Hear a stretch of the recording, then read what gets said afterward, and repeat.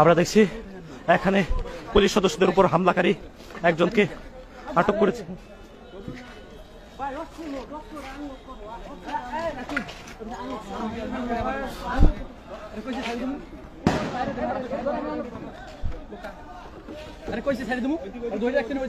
দেখতে পাচ্ছি যে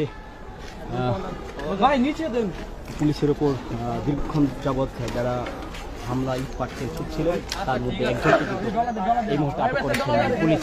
তিনি কিন্তু পৌরসভার ভিতরে লুকিয়েছিলেন,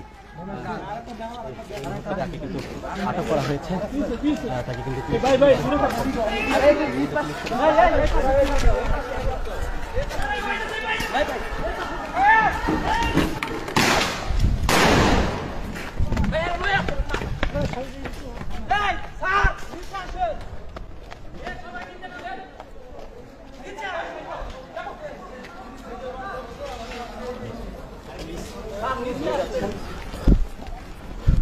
এই মারছে স্যার, এটা মারছে স্যার,